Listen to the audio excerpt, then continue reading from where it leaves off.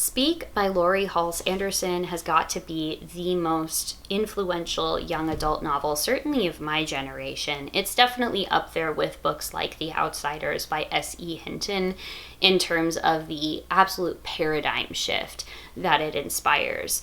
And this is a book that I thoroughly enjoyed reading for the first time this year.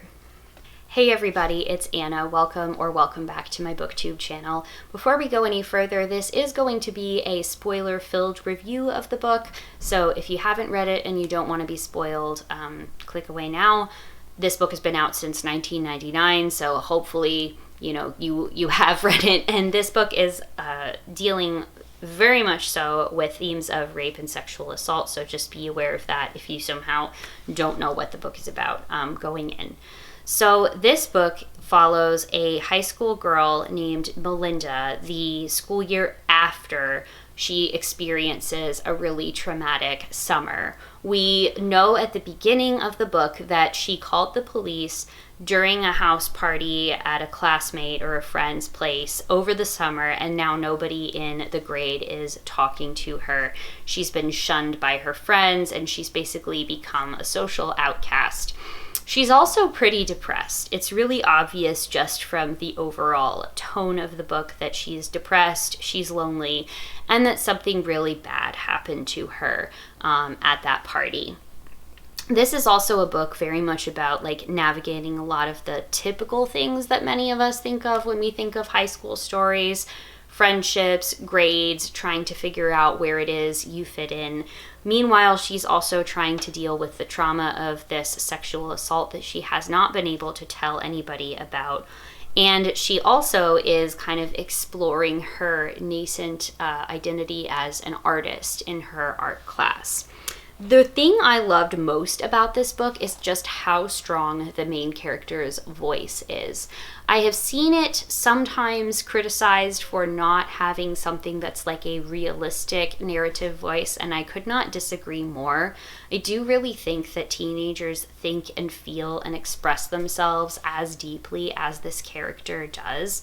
It reminds me a lot of a similar criticism that was leveled against The Fault in Our Stars, and I did not think that that was particularly realistic of a critique then, because just like people of any age, teenagers do think really deeply and pensively about their lives. This book was very sharply funny in a way that I didn't expect.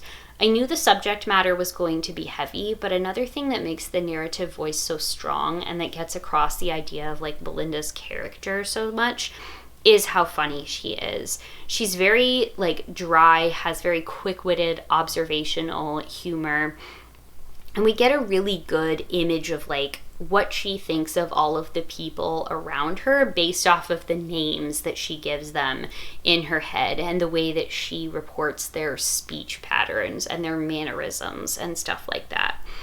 I really also enjoyed that this book is about the power of art in helping us express things that we can't speak about. The whole reason the book is called Speak is because after she is raped, she becomes very withdrawn and silent, and I think you would say maybe even selectively mute at times, where she really wants to be able to speak and say things, but she physically can't, or the emotion is so overwhelming that she shuts down. However, she is able to begin to start expressing herself in fits and starts through this art project that she's assigned at the beginning of the year. And the leaves and branches on the cover are kind of a clue as to what that is going to be all about.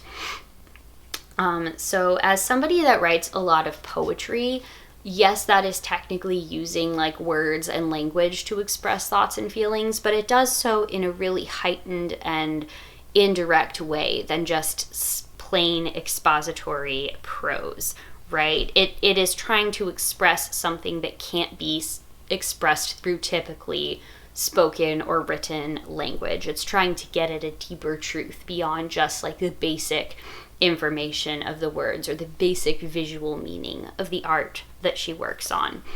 This is another one of those books that I really think would connect very well with young readers. I know that it would have connected well with me if I had read it at this age.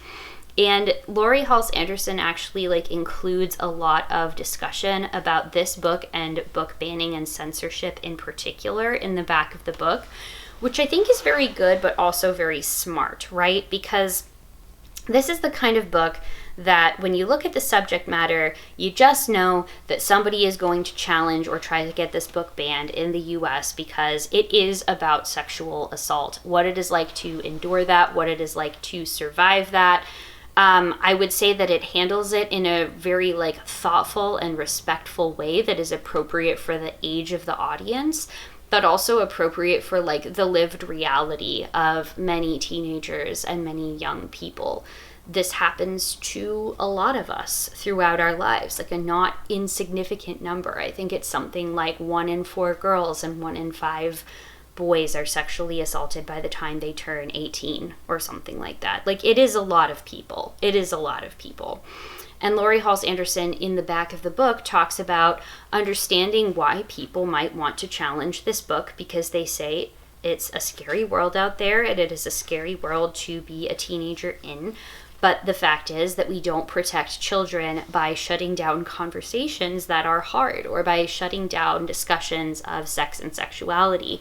In fact, one of the most reliable ways to reduce things like vulnerability to sexual assault and sexual abuse is to give young people the vocabulary, the education, and the tools that they need to learn about these type of things, to name these things when they see them, and also the supports that they need if they are survivors of sexual assault. And she includes a large list of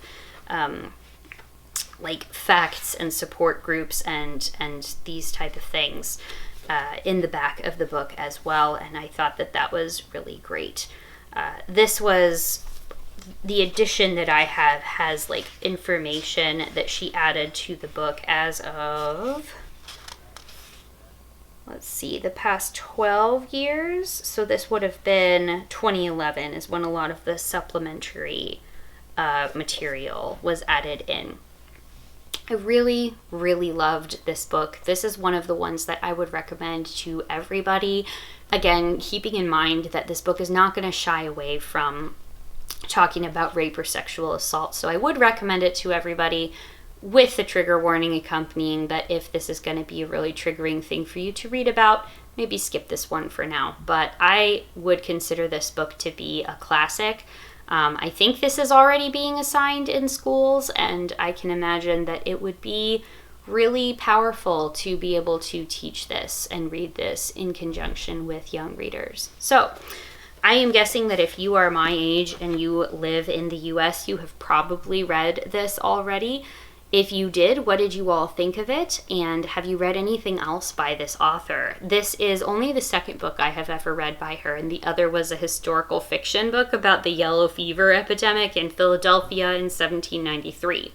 So, kind of couldn't be more different from this situation, but I think I will be picking up more of this author's books. As always, thank you all so very much for watching, and I will see you in the next one. Bye.